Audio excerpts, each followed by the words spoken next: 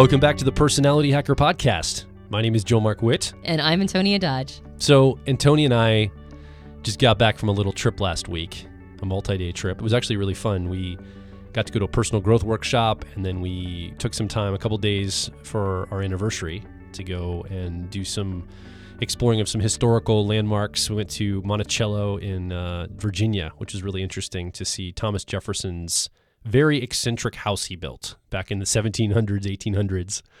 And that was a really interesting tour that we got to go on and see all the idiosyncrasies of one of the leaders of the original founding of the United States. Anyway, neither here nor there, but with the personal growth workshop we went to, it was extremely powerful that we both attended together. We came away from that, it was an Enneagram workshop actually, and we came away from that with some deeper insight and feelings and perspectives around what personality typology merging with personal growth can bring all of us in our world. I got a bunch of ahas. I think you did too, Antonia. From that workshop, it was very experiential, and I think it was very spiritual in a lot of ways. And I got a glimpse, a vision for what the Enneagram and what typology can be that we have just begun to scratch the surface around, even here at Personality Hacker. Very powerful. I think that word spiritual is a very important word, and we will get into that. We'll talk a little bit about some of our ahas and some of our experience. But first, I want to give a call out because the workshop was in Cary, North Carolina, and it was an invite-only workshop. So when we got invited to the workshop, we didn't actually know where it was. We just said yes. But then when we discovered it was in Cary, we were super excited because we have friends who own a hotel, a boutique hotel in Cary. And their names are Deanna and Colin, and they own the Maiden Inn. In fact, they built it in Cary, and it's an absolutely beautiful hotel. So we're going to do a little bit of a gratuitous pitch for them, because they are always very generous with us when we go down, and they're not sponsors of us. They're not paying us to do this, but we love them so much, and they're so sweet, and they run such a tight ship, and they've got such a great place to stay. We ended up having a conversation with Colin to talk a little bit about the Maiden Inn. So before we launch into, the workshop we went to and an interview with the people who hosted it and some of our ahas, we also wanted to give a little bit of information about the Maiden Inn because we would like people to go stay when they end up in North Carolina. We'd like people to go to their hotel because it's just such a great experience. Yeah, Cary is in the Raleigh-Durham area. Yeah, exactly. It's very close to Raleigh-Durham. And Deanna and Colin also have a hotel, a boutique hotel right by Duke University, which is also adorable. And then they just recently purchased a hotel in Las Vegas that they are refabbing right now. So their little empire is growing, which is very cool because they do hotels right. And I keep saying this. It feels like we're advertising for them, and I just want to make sure that while we do actually advertise for them, we do it to indicate the amount of love we have for them as people, and then also for the experience that they create. So we want to just share a little snippet of our interview with Colin about the Maiden Inn, and then we'll launch into our experience at this retreat. Tell us about the Maiden Inn. So the Maiden Inn is a small boutique hotel in Cary, North Carolina that my wife and I built about 4 years ago at this point. And we try to bring a high-end experience to everyone, even though we're not looking at Ritz-Carlton style pricing and all that. One of the things you've done here is you've put a lot of effort around sustainability. Mm-hmm. Could you just speak to that briefly? Well, so the Maiden Inn is actually our second hotel. Our first hotel was the King's Daughters Inn in Durham, and that was a historic rehab. And if you do a historic rehab, that's basically the ultimate in recycling. But because it was historic, we couldn't put solar panels or do other things that were more interesting. The Maiden Inn is a new build, so we put solar panels on the roof, and they're not just photovoltaic, but they're also heat. So all of the hot water in the building that's used for the laundry, which is like 80% of the hot water is solar powered, so we're not burning gas to get that hot water. We also have a 50,000 gallon cistern underneath the back terrace, and we just do so many different things to try to keep the impact as minimal as possible. It's so wonderful because when we came down here for a workshop, an Enneagram workshop with Beatrice and Uranio, and we stayed at your inn because it was really close. We love visiting with you because you're friends of ours, but also just the little touches you have here is just so fun because you've got this, and you programmed the technology. You created this system where you can order breakfast off a tablet to be brought to your room, and it's included in the stay. I was just these wonderful touches that you've focused on because you're an ENTP, the Myers-Briggs system. Mm-hmm.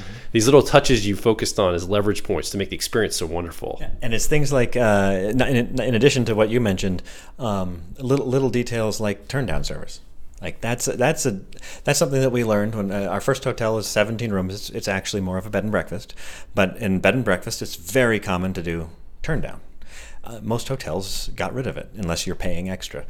We don't. We came from bed and breakfast. We're just going to give it to everybody, and that's one of those little touches that people remember. And it doesn't really cost us anything. It's just a little bit of time, and it's great. All right, you're in Cary, North Carolina, and anytime somebody's in Raleigh-Durham area, you should stop by and see the Maiden Inn. I love Colin as an ENTP, his FE, extroverted feeling, harmony, tertiary 10-year-old process. Just that caretaking hospitality. And then his wife, Deanna, is an INTJ. And operationally, she looks like she's amazing. I just watch her solve problems and handles things. They make a great couple of two types that are complementary in the hospitality industry. So I like them as people, and I'm glad we're able to kind of highlight what they're doing, which I think is really cool. Totally. Two NTs. That's right. In the hospitality industry. That's right. Killing it. That's right. I love that. So in the interview that we just gave you a snippet that we did with Colin, you heard us say that we went to a retreat with Beatrice and Uranio. And that would be Dr. Beatrice Chestnut, who has become sort of our resident Enneagram expert, who we love, love, love. And her business partner, Uranio Paes. And they put on a retreat called The Way of the Symbol. As mentioned, it was an invitation-only event. And the reason why is because it is quite intense. It's not a seminar. It's not a sit down in front of a stage and take notes type of deal. This is a move through hands-on, very, very hands-on experience of using the Enneagram symbol as a way to deal with traumas that get trapped energetically inside of us. And so the way that they have this retreat set up is there was a small amount of people. I think there was maybe 22 of us. Yeah. Yeah. Relatively small group of people. And a mat in the middle of a circle that they create. So they create this circle space. And the circle is very important. They talk about the importance of being in an energetic circle and the importance of protecting it. In fact, there was a ceremony they did at the beginning and at the end. In the beginning to create the circle, and then at the end to sort of complete the purpose of the circle. And we all sit in a circle, and then in the middle is a huge mat that has the symbol of the Enneagram on it with all of the arrow lines.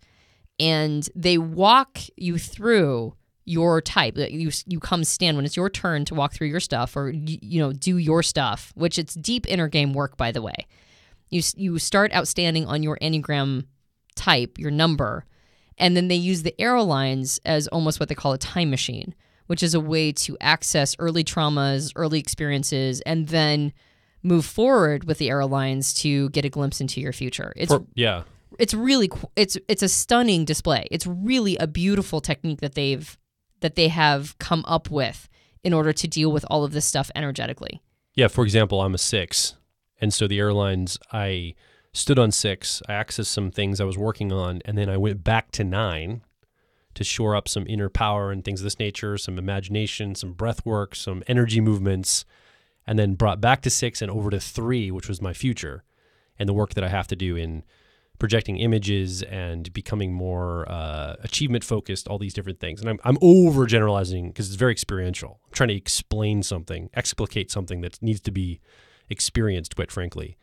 But it was super powerful for me. And I think you had a very similar experience, right, Antonia? Yeah, absolutely. And people are at very different levels or excuse me, not different levels. They were there for very different reasons. Right.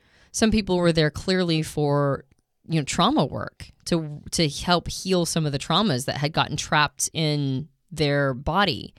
And others were there to work on where they're headed and maybe to align themselves with their big purpose. We had an overrepresentation of twos at that particular retreat. So I got a huge education on twos because I think almost half the people there were twos, which was crazy. And twos were they were a type that I've kind of struggled to understand some of their challenges and how they manifest and show up. So it was really, really interesting. But I think we had somebody representing every single type on the Enneagram map, which is really cool. But before we talk a little bit more about our experience, we also were able to capture an interview with Uranio and with Beatrice at the event. Yeah, and you listening, if you've heard our podcast for a while, you're familiar with Beatrice, Dr. Chestnut, because we've had her on the show multiple times to talk about the Enneagram. She's done webinars with us on the YouTube channel, and she published a program with us, the Enneagram Roadmap. So you've heard from Beatrice before if you're a fan of Personality Hacker, if you've been around the community for a while. And we've met Uranio, her business partner, who lives in London. He's from Brazil originally, but he lives in London. We've met him online. We never met him in person before. Yeah, and it was a real honor because Uranio has been around the Enneagram community forever. Like Beatrice, he's also served in the past as president of the International Enneagram Association. He was the first president of the Brazilian Enneagram Institution. He has taught with Helen Palmer and with David Daniels. All the big names in the Enneagram world, right? Yeah, exactly. And he's been doing it, like Beatrice, he's been doing it for a really long time in a lot of really interesting applications. So he's run events and retreats and seminars forever and had a ton of people go through them. And I think he actually first started out using it in the corporate world. So his methods had to be very practical for a corporate application, which is a very interesting way of merging Enneagram into the public consciousness because, when you think corporate application, I don't first think Enneagram. I usually think Myers-Briggs or some other personality typology system. So anyway, the point is that Uranio has a very interesting approach to the Enneagram. And so it was a real pleasure to be able to meet him and then to watch the two of them work together. So I took our Zoom recorder with us. It's like a little portable audio recorder with the intention of being able to, and it was great because Colin at the Maiden Inn gave us a little private room to record in, sat down with them, and we rolled some audio where I started off by asking Uranio about a phrase he used in the workshop that struck me so deeply. And you're going to hear the phrase when I start off this audio, but it struck me so deeply what he said. I asked him to unpack what he meant by that, and that's what we kick off the conversation around.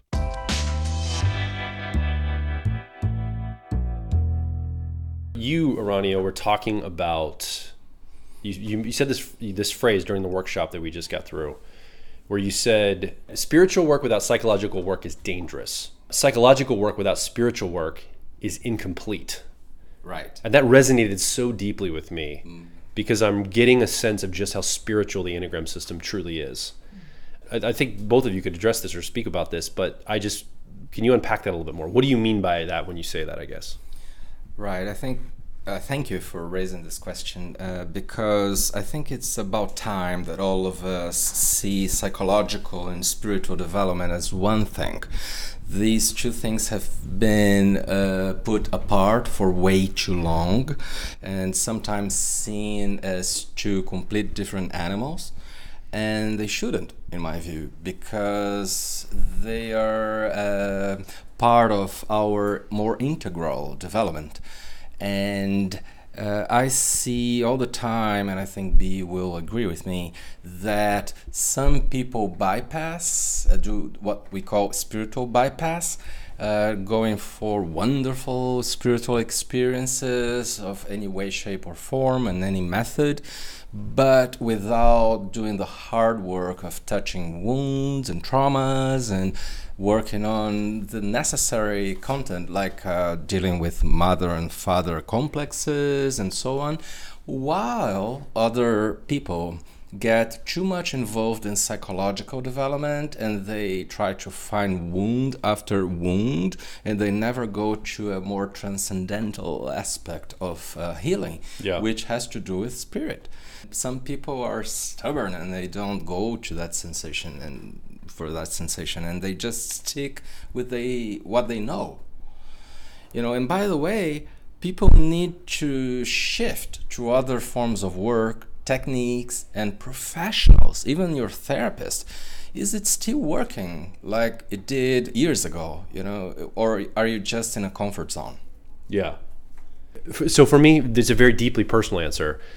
I have evolved past the faith background I had. I grew up in a very Christian family. I've talked about it on the podcast before and to our audience before, and I've transcended that. And when I let go of that, I think the thing that struck me in the workshop we just did is how much I miss that. Mm-hmm. How much I miss the deeply spiritual elements of my life, the prayerful reflection, the being in community with a spiritual purpose in mind, something higher than just even a psychological. Like the psychological feels so individual. It's like for me, it's for what I'm going to do and how I interface with everybody.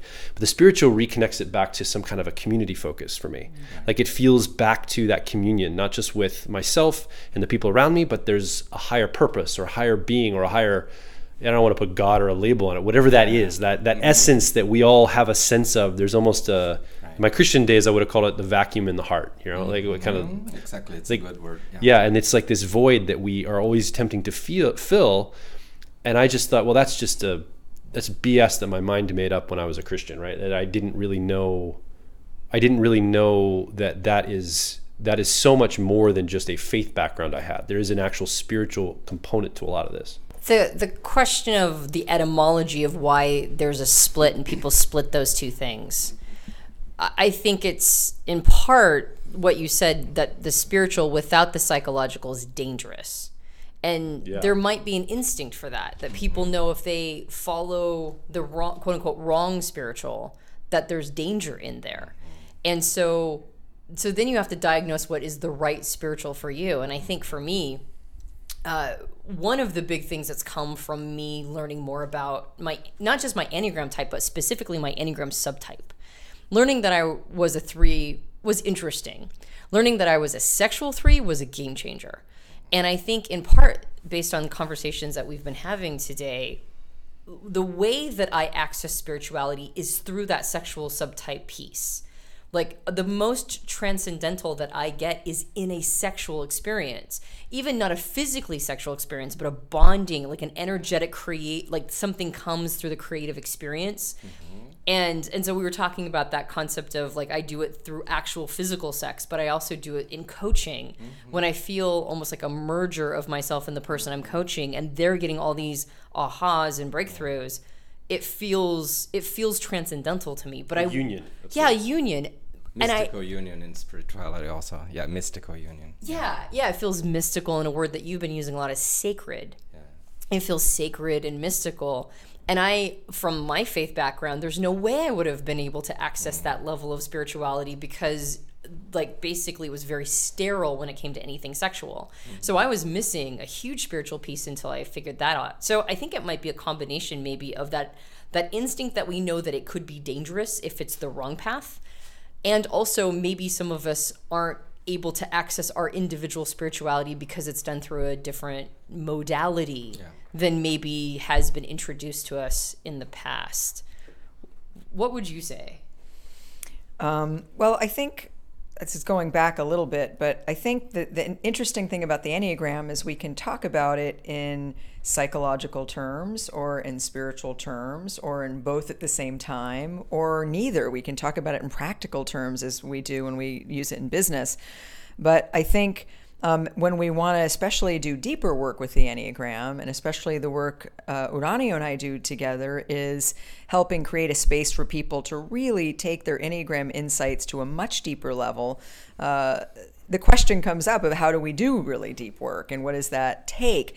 And I think what we notice is that some people get really interested in the Enneagram almost intellectually, or they get really interested in meditation and achieving a kind of a really powerful, profound state of consciousness, maybe through meditation or through understanding some sort of spiritual path. But it's really dangerous if you don't also explore your psychological traumas, the things that are underneath that are hard, let's face it, to really deal with. So sometimes I think, though, even when people get really interested in the Enneagram, it's interesting intellectually, and they may get really interested in their type, but they stop short of really looking at, so what do I really need to work on to really face my core issues? And sometimes that means going to therapy. Sometimes that means unveiling and really working through like a trauma, being abused in some way, or having just a really difficult experience in childhood. And of course, all of us want to avoid going into our pain. But one of the things a true Enneagram path shows us is that there's no bypass, that if you're really doing the work, you must face your shadow, your blind spots, your core wounding, if you really are on a path of self-development that's really going to go to a deep place. And by the way, a liberating place, something that is that leads to freedom, but there's no bypass of going through the darkness. Just like a lot of literature talks about going to the underground place. It's Persephone's world. We need to face our shadow, like Jung said.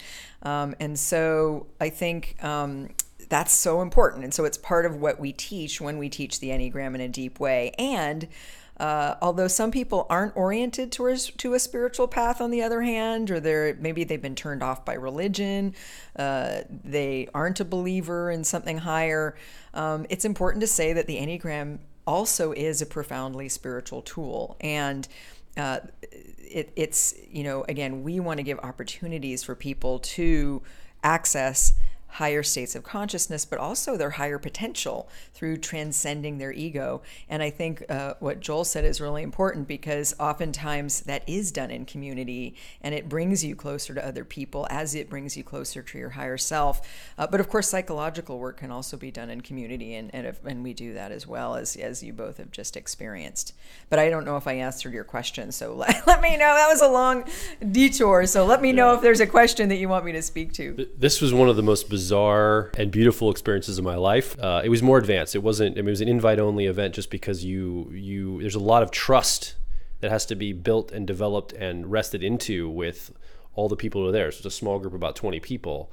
For me, it was almost as I was experiencing this and watching other people experience it, it was almost like they were able to have a safe place to access some of the emotions that were almost childlike in a way. Like, I noticed that, Uranio, when you were working with people, you really gave them a sense of permission to access and be how they would be if they were a little kid, expressing emotions in ways that, we don't give ourselves as adults permission to do much, throwing a temper tantrum or breaking down crying, or there were ways that people could access things almost in a childlike manner. I don't know if that's purposely intentional or not, but I noticed that experience, and I watched people have breakthroughs when they were able to do that.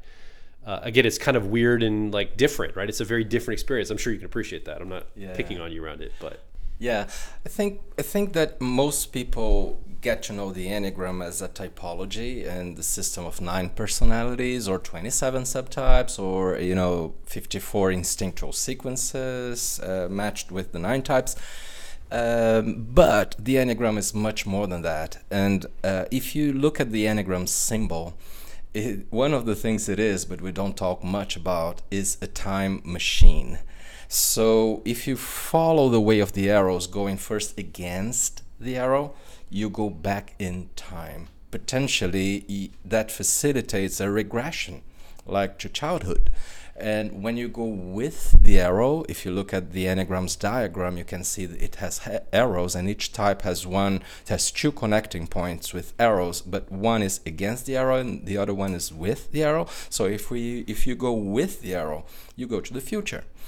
And that's very useful for many things, but for instance, to get back to the inner child and to do inner child work, or even combining it with family constellation methods. Now, when we go against the arrow, we meet our child, and that could be, looking at wounds that come from that time of our past. But it can also be getting in touch with our soul, because the child was more in touch with the soul. And sometimes we call the arrow against the soul child point also. So it's a very holistic system in which we can explore our past, our future, and reprogram both psychological wounds and recover the capacity of being in touch with spirit. So I think that also speaks back to the fact that it's a psycho-spiritual development system.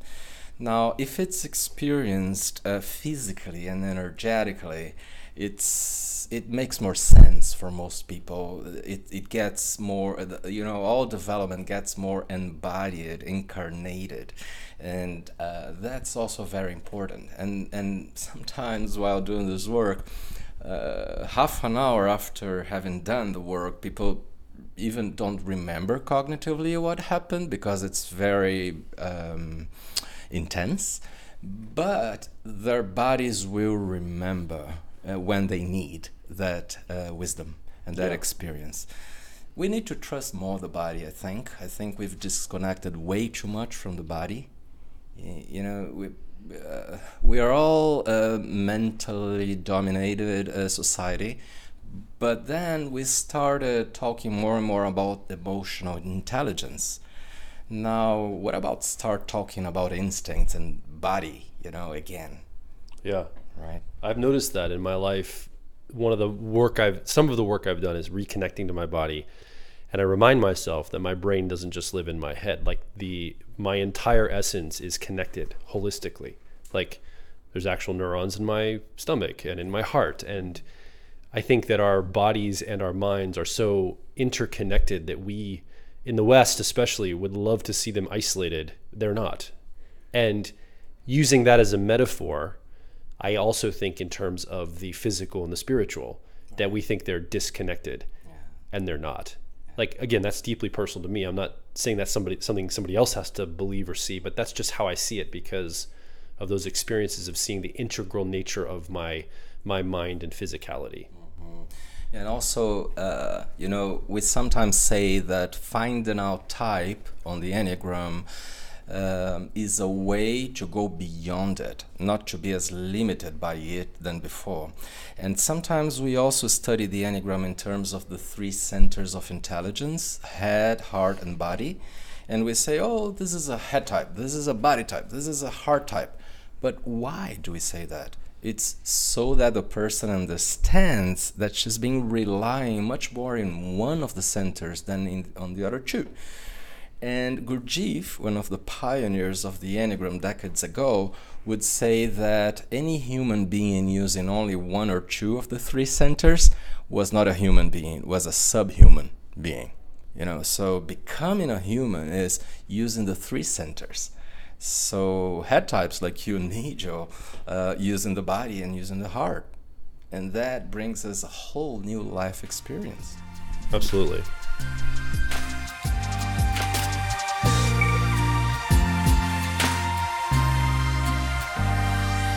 So I'm glad we were able to capture some of that recording. We want to get Uranio on a full podcast to talk more in the future, but we at least got that audio to share with you from that workshop. And we'd love to continue doing work with them and find more ways for them to work with us here because we feel like the work they're doing is important. And just little stuff like you mentioned just right before the recording, Antonia, the idea that you got a really good sense of Enneagram 2s because there were so many 2s. And again, you didn't just get to hear about 2 issues and like cerebrally understand them.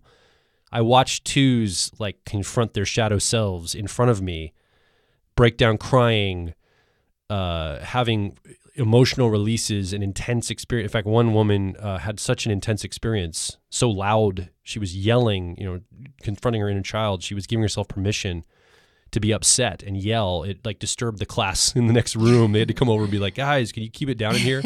So stuff like that. It was a very real, visceral, kinesthetic, embodied experience. And I got a sense of the Enneagram types watching people go through that. And it's very similar to what we do at our profiler training, where we have people embody the cognitive functions as a classroom. You know, if you're an ENFP and you have to embody introverted intuition, you get a really good sense of it from a perspective that you don't like, a sense of it that you don't usually have, because learning about it's one thing, but seeing it embodied or doing an exercise to get into that space. So just learning the Enneagram, like the system itself, it came alive for me watching people embody their types in front of me. Very powerful. Just that alone was powerful. Yeah, I feel, though, that obviously profiler training that we do when people embody cognitive functions, that's to get a cognitive or cerebral, it's to get an embodied understanding of something that they're still trying to master on a cognitive or cerebral level. To make them a better profiler. Yeah, exactly. In this, because the focal point wasn't learning, it was on healing and experiencing and getting into your energetic, like it was an energetic place. I feel like one of the ahas I came away with is the question of, could there be something spiritual that could be imbued into some of the work that we do? And I don't believe that Myers-Briggs is necessarily a spiritual tool. It's a psychological tool. And I agree with Uranio. I feel like psychology without spirituality is incomplete. So that's one of the big ahas I came away with. I came away with this idea that if we're going to have a complete tool when we teach this, or not just teach it, but actually use it for true shifts, like true growth and allowing people to reach the potential of their true self, there needs to be a spiritual element to it, which is, in my mind, one of the ways that work like the Enneagram or other energetic tools can be brought into some of the stuff that we're doing in order to make it feel more complete. And so I'm now on a path. Like I got some calibration from this event, from this retreat, to calibrate myself to entering a place of finding the best spiritual tool for me to not only incorporate into my life, but then also to use it as part of the work that we do. Because there has been something that's felt almost incomplete. Yeah. There's been something that's, and maybe this is why we are now starting to talk about energy work and working with an energy coach, is because maybe on some level we knew this. Like we understood that there was something that was, like, it can only get you so far. And we've actually had people say things like this to us. Like we were at a meetup where we met some really cool people. And late into the night, we ended up having a conversation with somebody at the meetup. And he's an ENTP, he's a cool guy. And he said something that reflected back, I don't know if it was an idea that I didn't want to see, or maybe it's something that I just didn't know what to do with at the time. But he said, it feels to me like you've gathered this audience of people. You've been sitting in front of a microphone and you've been gathering this audience of people. And now it's almost like they're waiting instruction, right? And now you got to go tell them to do something. And as if gathering an audience and not having like a clear approach to tell them to do something is, it's almost like keeping people in stasis. And I think I left that conversation with this idea sort of rattling around my head. And I thought, well, we tell people to go their own path. We tell people that there's tools here that you can use to go your own path. You don't need somebody else to necessarily lead you down that road.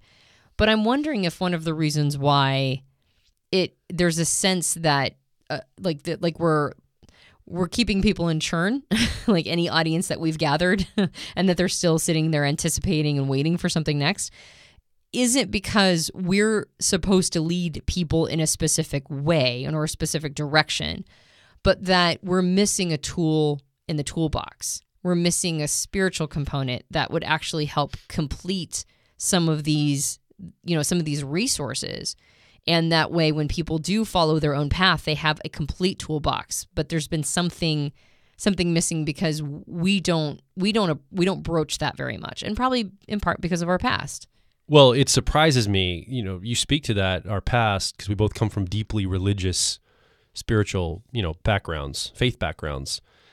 And we feel like we've transcended that, but we still, if you come to any meetup we have, live event, our profiler training event, even online in certain communities, a huge portion of our audience is either still in a faith background that they hold to very strongly, and or they're in a reevaluation or reassessment or realignment with that faith background. Either they're transcending out of it, or they're changing their relationship to it, or they are in it strongly.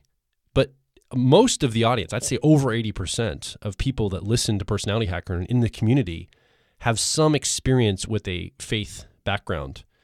It's typically to be Judeo-Christian focused, but we have other faith backgrounds too. And I think that speaks to the gap that's missing in faith backgrounds and spiritual practices. I used to be frustrated about this in my faith background, is it's missing the psychological. It's like, well, I've got this trouble at home, with my spouse. Well, what's the Bible say? We're going to pray about it. And I think there's a lot of like, oh, have you tried nonviolent communication? Now I think the faith backgrounds are starting to get a hold of this. Like you see the Enneagram take root in Christian circles in the United States right now, and probably other parts of the world too. They're starting to see the benefits of some of the psychological that can be added into the faith backgrounds. But I think faiths have feared the psychological because they're worried it's going to turn everybody into atheistic, Richard Dawkins kind of rejecting. Everybody would go too secular. Yeah, it's like the God delusional scare. Like, oh no, if we bring psychological, they'll not believe in God anymore. And in some ways, they're not wrong because you start to find actual psychological solutions for your challenges. And so you go, well, I don't need the spiritual practice for this because I found a psychological solution that works way better. So then you detach from it, you go down the psychological route, and this is, I think, where we're coming from. We go, but then there's a big piece missing on the spiritual side. And the psychological world, I mean, in the Myers-Briggs online community, for example, there's certainly a lot of lack of spirituality in that. It's a lot about just the psychological, the best psychological model, the best way to type people, the best way to think about this in psychological terms. And from what I can tell, there's not a lot of spirituality wrapped into that. So there's almost these two big voids in these two places. And someone that's interested in both is trying to find some kind of reconciliation between the two, I think. And I think that is something that, for me, I want us to find pathways forward to enable ourselves and the people in our community to do that, is to reconcile those two things that seemingly are opposed of each other. Well, quite frankly, I don't know if I ever had a spiritual background. I mean, I had a very deeply religious background, but, and I'm not saying that the religion I came from doesn't provide spirituality for a certain kind of person, that brand of spirituality really speaks to them. But I almost see now spirituality as having a personality typology system. Like there's a spirituality typology system. And I even hinted that I called it an interview that we did with Uranio and Beatrice. It's actually a conversation because we do a lot of talking. I'm very sensitive to calling things interviews when we do lots of talking because people always get really fussy that we're like, oh, you're doing too much talking for an interview. That was a conversation, not an interview. But in that conversation, I mentioned that my faith background, my religious background never really spoke to me spiritually. I tried. I wanted it to. I found every avenue. But as a sexual 3, as an Enneagram sexual 3, and as a Myers-Briggs ENTP, both of those things, I find my spirituality in a place that isn't quite as rote and mundane, isn't quite as, like make sure that you hit all the meetings or all the church gatherings that kind of say the same thing over and over. And sexuality, that's legit the worst thing on the planet unless you've got this very this box, this very described union or situation in which that is the only way in which it's allowed to manifest.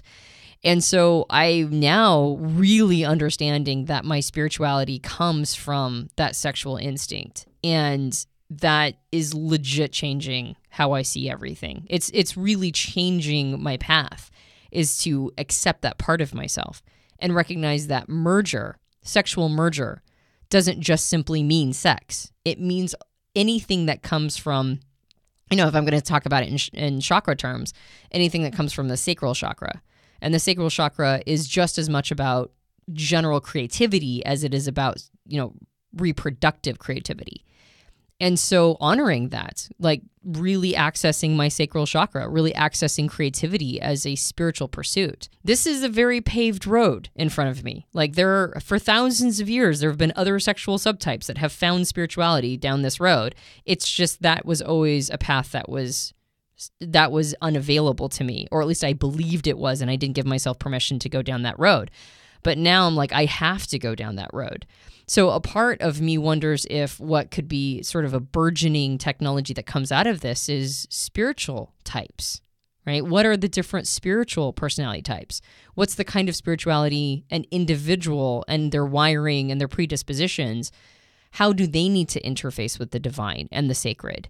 And does that necessarily mean that they can't also have whatever religious rituals that they prefer? And maybe this is part of why at this time period in history, people are reevaluating and redefining their relationship to religion and to faith and to spirituality. Because nothing in our world is one size fits all anymore. We just don't have that thinking. That's not, like, mimetically, we don't resonate with one size fits all. And anything that requires it to be a one size fits all, we're starting to push at and require a more inclusive way of seeing things. And inclusion in a spiritual way would also be a allowance or allowances for different styles of a spiritual connection to the divine. So for me, I think one of the things I went away with as a game changer is that I not only should pursue different spiritual aspects based on my understanding of how I'm wired, I must do that. I have to follow this road. Otherwise, there's going to be a big piece of me missing. And the reason why I thrashed against my faith background or the religion I grew up in is because it put that part of me in such a tight vice. It not only put my brain, I always say it felt like it put my brain in a vice, but it also put my sacral essence, my soul in a vice. That's exactly it. It put both my brain and my soul in a vice. And I've spent the last 10 years reprogramming my mind and focusing on the psychological aspects and kind of trying to make up for lost time in that way. And now I believe it's time to shift into the spiritual element and to allow my soul to, have a broader territory it takes in and to be nourished in other ways. Some of the things that I also took away from this workshop, as far as the Enneagram goes, is just how much expandability that system has in its own right. So the one thing that Beatrice and Dr. Beatrice, Chestnut, and Uranio Paes asked us to do was to imagine the Enneagram symbol as not a flat two-dimensional symbol, but as a sphere. And Uranio kind of gave this little talk about seeing that as a sphere and then seeing the numbers as your type, but also you could see the numbers as stations of development as you go. And he has a beautiful way of saying it. I'm not even going to do it justice, so I'm not going to try. But basically, this idea of let's assume that there's most of humanity is at like station 1. If you went from 1 to 9, and as people go up the Enneagram, they it's kind of like they're growing themselves in a way. Again, the numbers here aren't about type; they're about development. It's more of a vertical model, not a horizontal model. As I'm talking about. Yeah, it almost turns the symbol into something that is very similar to spiral dynamics. Correct. And what Uranio was really talking about is that very few people actually leave the first station of awareness. Like some people get awareness, maybe they do a little growth. Most people aren't going to go down the rabbit hole of intense growth and development, spiritually, psychologically, whatever. Like humanity in general is going to be the masses that don't decide to do that work for whatever reason. And the people that do, he talked about this, can basically be the avatars for millions of people in their growth work. And it gave me a clarity around one of the things I've struggled with personally in the personal growth realm is, well, man, we've got to fix and make all this personal growth stuff accessible to everyone. If we only make it accessible to a few people, that's like anti-democracy, that's anti-equality, that's we can't just talk to the people that want to hear it. We also have to make it palatable for people that don't want to hear it. But I think in this workshop, I got a lot of permission to see, we have to basically give out good messages, personal growth messages, be as helpful and beneficial as possible, but not everyone's going to choose that path. And for me, I have to find a way to go ahead and make peace with that most people aren't going to want to go down a intense growth path. The people that do are going to get great rewards a lot of trauma, quite frankly, as well. Like, it's not easy. It's kind of like it breaks up your whole life. That's probably why a lot of people don't do it. So a lot of trauma, but a lot of reward, and it's really not for everybody. And if I keep thinking that it has to be for everybody, I'm going to hijack the ability to talk on a deep level for the people it does resonate with. So it gave me a lot of permission to focus on being true to the message, hooking the psychological and spiritual together. And somebody that doesn't resonate with that, maybe they're going to just grow a certain amount, and that's okay. There's no judgment in it. It's not like anybody's less or better than. It's just how it is. And I'm realizing that not everyone is going to choose this path. And I can't wait to share messages until I can find the way that will appeal to everyone. In fact, I'm learning and I'm realizing that if we're doing our jobs well as personal growth people, all of us in the community, you listening too, it's not going to resonate with everybody. In fact, if you're doing a good work and you're speaking truth and positive things in the world, it's going to resonate. It's going to be the radio signal that hits people that are tuned to that station, basically. Yeah. One thing that I think it was Uranio who said it that really illustrates that is he said, the bigger the light, the bigger the shadow. Yeah. And so the more growth work you're doing, the more you're kind of stepping into this awareness, this quote unquote light, the more you're going to see your shit. It's just going to be everywhere. And so there's opportunity cost that comes with growth, the opportunity of living a more mundane life. And there is a lot, I mean, I use the word mundane almost as an epithet sometimes as an ENP, but the reality of the situation is that I also recognize the benefits of living a more templatized life. Well, a simple life is what you could say. Yeah, exactly. A simple life where you have your pains and you have your pleasures and you know, like I like in some ways it's the moment in the Matrix where they say, you know, don't you wish you had taken the blue pill, right? And there was validity to that. There's validity to that. And so there's not really a lot of back padding that goes along with the red pill. And also he mentioned on the Enneagram symbol that there are shock points.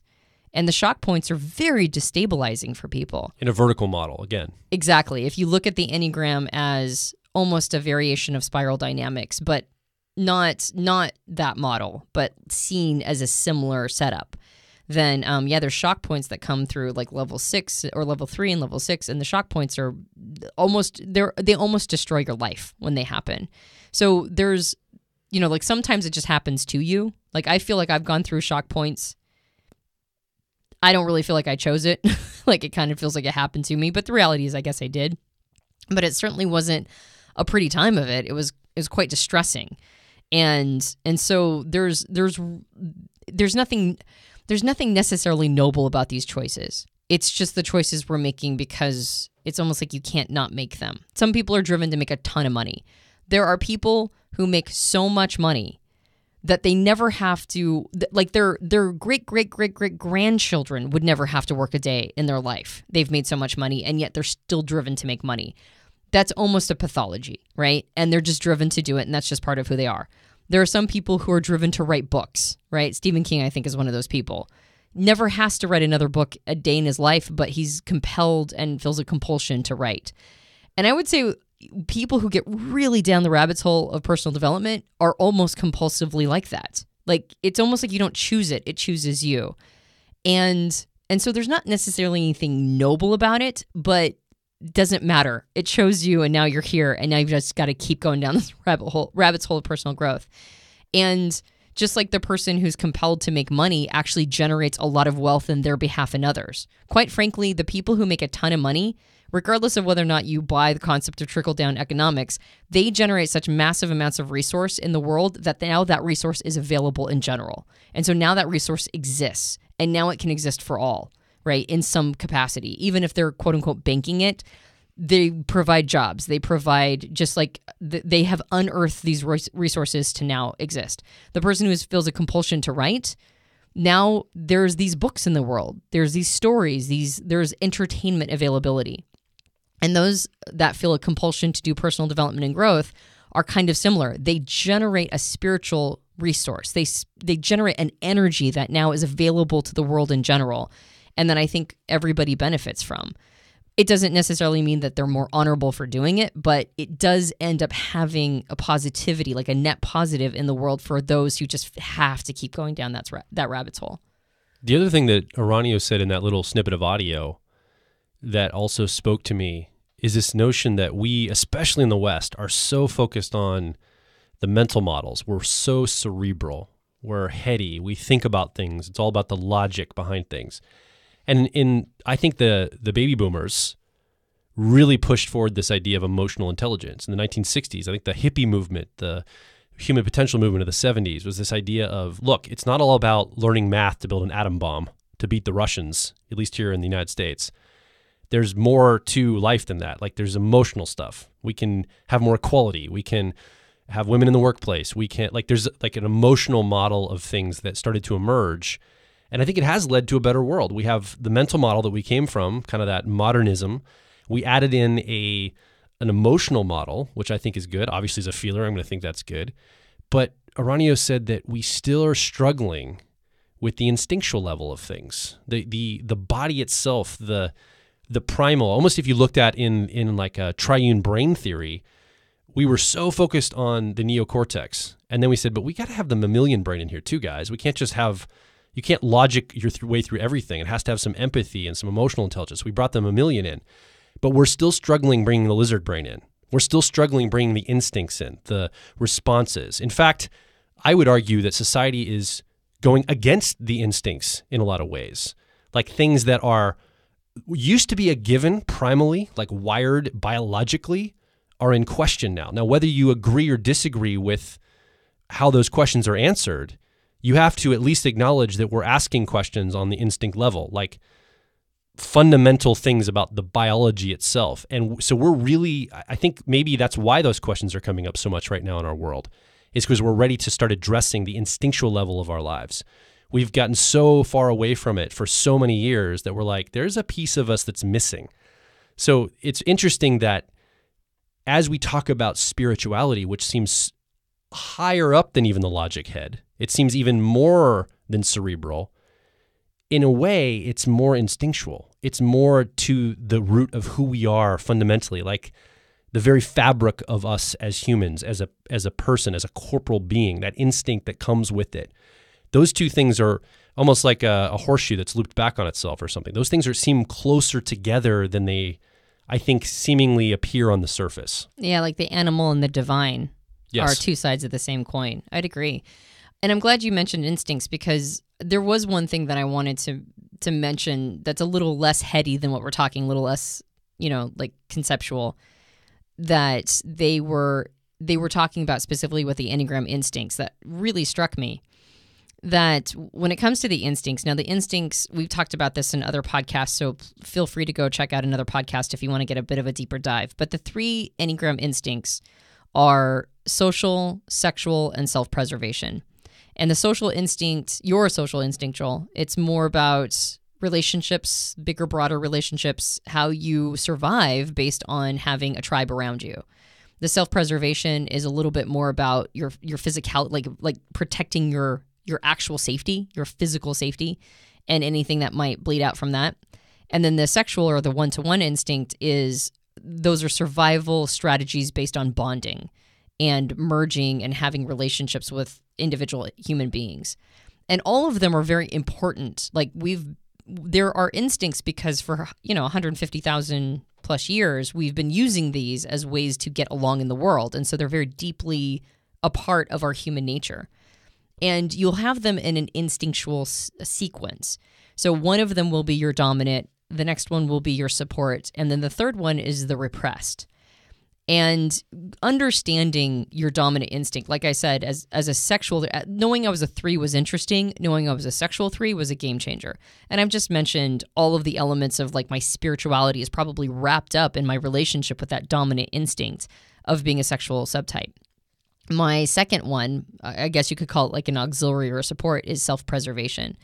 And then my third is my repressed, and that's social.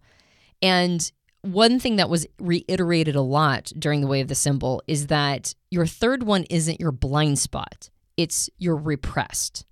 That's a very different thing. It's different than like the inferior function in Myers-Briggs. The inferior is more like a blind spot because you're spending so much time in your dominant or your driver function and your cognitive function stack. This is more like something we don't want to see. I've heard Beatrice illustrate it as a beach ball that you're pushing underwater. and you're trying to, like, you spend time and effort trying to push it down. You spend real estate trying to keep it from your awareness. And every once in a while, the beach ball just pops back up and like resurfaces with sort of this big splash. And so when they were discussing ways to integrate your repressed instinct, they mentioned that for sexual repress, so anybody who has their sexual instinct as the third in their stack, they called it the urge to merge. It's the idea of merging with our subtle bodies, not just our physical bodies. It's almost like soul merging. That's the work of somebody who's a sexual repressed instinct. For the self-pres or the self-preservation repressed, this would be the ability to be quiet with the self, to find the sacred within and work with basic life structures to be able to really integrate that part. And then for the social repress, this is to be leaders. To reach out for the thing that social repress want the least, which is to be seen. And I thought that was really powerful. So if you, the listener, know which one of your 3 instinctual sequence is your repressed, then that's the thing you're looking for. Once again, for the sexual, it's the urge to merge on a soul level, right, with the subtle bodies. For self-preservation, it's to be quiet and find the sacred within, to be able to work with like basic life structures.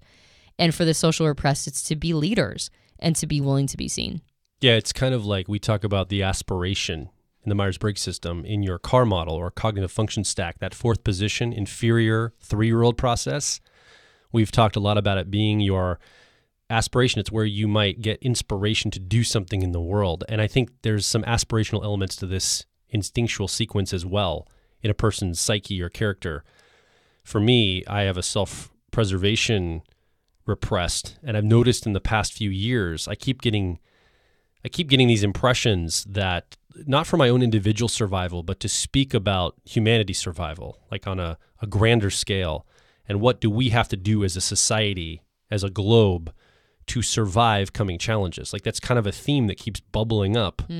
Almost, I look at it now through the eyes of that repression and going, that repressed, instinct going, oh, I bet that's bubbling up from that. It's almost an inspirational or aspirational thing that comes up for me in my personality. Yeah, and for me, it's definitely leadership. I keep getting this message, and I have no idea if I'm going to listen to it or not, but there's a message that keeps coming up that I'm seeing in many different sources to focus on doing some women's work, right? To do leadership as it pertains to women.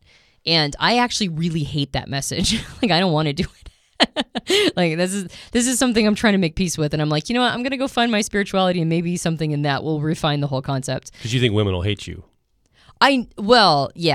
Yeah, no, because if I did work with women, it would look very different than, we went through a bunch of podcasts with like women's podcasts and women's empowerment podcasts. And I was like, you got to turn it off because it's so chipper and happy and saccharine. And I'm like, if I did women's work, it would not look that way. It would be it would feel a lot more like surgery than it would like self-care. So I'm like, yeah, I don't know if I want to do that. But that's a message I keep getting. And so I immediately repress it. And the message that as a social repressed, that's probably what I'm doing. I'm probably pushing down just any form of leadership just doesn't feel good to me. And so the idea to be willing to be seen. And I think the podcast has helped a lot because we started out with only a few listeners, which suited me just fine. And now we have a much bigger audience base, and I've had to kind of make peace with that. So it's actually good. So doing the things to you, the listener, doing the things that make you deeply uncomfortable, obviously is probably one of the best ways to incorporate that instinct. There was also a thing they mentioned with the dominant instinct, that the first work of our dominant instinct is to live it, to fully live it. And they called it respect the animal. So this idea of finding spirituality wrapped up in the sexual instinct is part of me giving myself full permission to be there. And so giving yourself full permission to be in your dominant instinct. For you as a social, it would be leadership, giving yourself full permission to be in that leadership frame. And then they said the second step is to stop the instinct from overfunctioning. So once it gets permission to be out of the cage it kind of goes hog wild a bit. So after you've given yourself full permission to be in that space, then the second one is to find ways to tame it. And so if you, the listener, have not given yourself full permission to be in that space, then that's your first job. And then your second job is, once you have full permission, then find ways to sort of pull it back and throttle it from over functioning. I think the other piece about the Enneagram I got from this too is Uranio went through each of the different personality types, the 9 types on the horizontal model of the Enneagram symbol, and he talked about the conceits of each of them. So the conceits they bring, and then he talked about how, like for I'm a 6, right? And so power and strength is kind of this yin yang thing I have. I have a tendency to get power or strength and go, oh shoot, I shouldn't have this, and I try to give it away as quickly as I can because I have this like push-pull relationship with it. So my work has been, through my life, holding on to the natural power I desire and I tend to attract into my life. Like, just go ahead and just own it. That's been my work. But he talks about how all the things that, like all the fears, all the concerns, all the things that you're struggling with, those are actually like, those are the things that personality type does the best. Like the power, like 6s are supposedly the most powerful strength of all the types. Like they have the most inner strength, like resilience and just incredible inner strength beyond all the other types. And each type has something like that they look to. And I thought that was a really interesting experience of, it's almost like the opposite of what you think it is. Yeah, Does that make sense? It was courage. Am I explaining this correctly? Yeah, no, totally. In a way that makes sense to someone. I'm trying to remember if it was 6 was strength or was courage, something around that. Whatever it is, it's the full manifestation. I should have probably written it down. I was so in the experience, I didn't make a note of it. I know. Well, and the other thing is, I figure, if any questions I have, these people are going to be in my life because I'm going to make sure it happens, that I'm going to be around them. So I'm just going to like deep dive in with them when I get a chance, and I just have them privately to ourselves. So I probably should have recorded more that I didn't. Actually, I think it was strong. I think it was strength. Strength, yeah. Yeah, it was a very fleshed out experience. And I highly recommend, if you get the opportunity to do a Beatrice and Uranio workshop, even if it's not the Way of the Symbol. Way of the Symbol, again, I believe it's generally invite, and they screen people to make sure that the person is ready for that kind of deep inner work. But they also do other forms of workshops and seminars and that sort of thing. And I highly recommend that you go check it out. Well, and Beatrice is coming. People that invested in, or joined the Enneagram Roadmap this past summer, we did a bonus. We're going to have her do a 1-day workshop with all of those people in Los Angeles right after our profiler training in about a month. And I was kind of like, what do we want her to focus on or talk about? And now I know exactly what I want her to focus on during that. I want her to bring the spiritual elements of the Enneagram system to people that join the Enneagram Roadmap to get a sense of that. I think that's going to round out that entire experience for those people.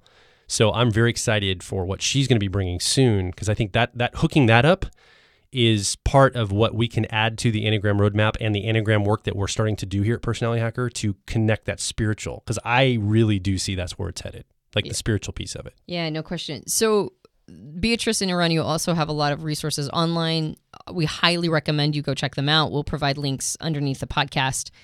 And yeah, I think we just were really refreshed by this experience. I think it gave us a sense of a missing piece of the puzzle. And I think it's going to be kind of interesting to see how you and I go about trying to find that missing piece. I mean, I think it mostly showed us that there was a missing piece that maybe we didn't even recognize. And now it's our job to fill it in. And I'm pretty excited, actually, about some of the opportunities and things that we've set out for ourselves that are coming in the future in order to figure that out for ourselves first, and then, of course, share it with our audience. Absolutely. And it really made me think in terms of, are there ways the Myers-Briggs system has spirituality to it that can be mined out of, because I think we really focus on trying to mine the gold out of the Myers-Briggs system, out of the cognitive functions, out of the stack. How can you use it for growth? And I think there are some ways we can access the spiritual there too. Yeah. And that's very interesting to me. I know, I'm with you. I'm totally with you. Is there a way to do it? If the answer is no, that's okay too. But it's based on Jungian concepts, and Jung had so many so many ideas and things that feel like they reach a tentacle over into the highly spiritual, like, I mean, dream interpretation and the unconscious and the collective unconscious, and so many things that feel psychological, but really, like, I mean, what are dreams? Can dreams be downloads from another world, right? Or like, or I think at one point during the retreat, they said, do you know why insights come at 1:30 in the morning? It's because that's when we're the least stubborn, when we're sleepy. And I'm like, are there things that Jung talked about and indicated that might be inappropriately diagnosed as psychological, but is actually heading more towards the spiritual? I don't know. Actually, I love, because I know a lot of people in our audience are massively into the works of Carl Jung, or some of you are actually, or the listener might be even a Jungian analyst, because I know we've had quite a few in our audience. And so if you see a spiritual side to Carl Jung, I would love to hear your take on that, because that's sort of, I'm like reevaluating, psychological types. I'm reevaluating the dream interpretation concepts. I'm reevaluating some of this stuff because I'm looking at it through a very specifically spiritual lens. So if you feel like there's like a spiritual aspect that we could be tapping into more, I'd love to hear it. The final thing I'll just say about the Enneagram 2 after this experience was, I mean, it just gave me a sense of how much BS I get pulled into around talking about the system and how to type people and which type are you, what's your wings, what's your subtype, what's like all this stuff. It's important diagnostically, but all of a sudden, all the arguments and conversations and all the disagreements, if you will, or different schools of thought kind of broke down really quickly, because I'm like, well, it's not about any of that. Like, I mean, it's about that. It's important. It's important to diagnose that stuff. Yeah. Obviously, that's where you start, right? Right. But you're doing that for a reason for growth, at least from my standpoint of how to use the Enneagram well, is there's a law of diminishing returns, continuing diagnosing yourself infinitely and getting to work around, okay, well, what does it mean that I'm a social 6? Like, I could look at my wings and all my arrow lines and my other types I could wrap in here, but what does it mean to be a social 6, and what's the work I have to do there first? Let's focus on that. And everything else just kind of faded. It was like irrelevant. It's like, okay, whatever. It actually made me feel a lot better about the online fights that break out and stuff like this around Enneagram and Myers-Briggs, because it gave me a sense of like, okay, that's just a step along the way to the real work that's coming, which is much more of a deeply psychological and spiritual nature. And this is the step that people start at, and don't get frustrated by that. This is good. Diagnostic is good. And then if you can help Joel bring some of these things along with Antonia and the community to the world, that's going to just give people, now that they have their type dialed in, the path forward. And that's what's exciting about all this. So I love it. I thought it was a great experience. Want to hear from you, though. You've been here without a microphone. What is coming up for you? Have you been missing the spiritual in your life? Have you been missing the psychological in your life? Have you figured this out? What's your story? What's your comment? What's your question? Come over to personalityhacker.com. Directly below this show, you can leave your feedback, ask your questions, share your story. Let's get a conversation going around some of the things we've been talking about today. Yeah, if you enjoyed this podcast, you can subscribe to us on iTunes and various Android platforms. You can leave a rating and review for us on iTunes. That is very helpful to us. It boosts our numbers, it boosts our exposure, and it gives us an ego boost. So, if you want to come over and you feed our ego, go do that. We also have a book. Antonia's ego. That's right. I told you I'd have to get a better pitch for this. So instead of just making me feel better, I'm going to specifically say, feed my ego. We also have a book. It's called Personality Hacker. It's not a bad book. Everybody gives it really good reviews. So go check that out. You can buy it on Amazon, various book retailers. You can special order it in a local bookstore. And that also could use a rating and review on Amazon and Goodreads and other places. So go read the book. If you like it, give us a review. If you don't, just use it as a coffee table, like sort of like a... Make you look cool. Yeah, like a coffee table book. All your friends will be like, they're awesome. You can set your coffee cups on it as a coaster. Yeah. Yeah, so it gives you cachet. It's practical. But if you like it, go leave it a positive review. Yeah. My name is Joel Mark Witt. I'm Antonia Dodge. And we'll talk with you on the next Personality Hacker Podcast.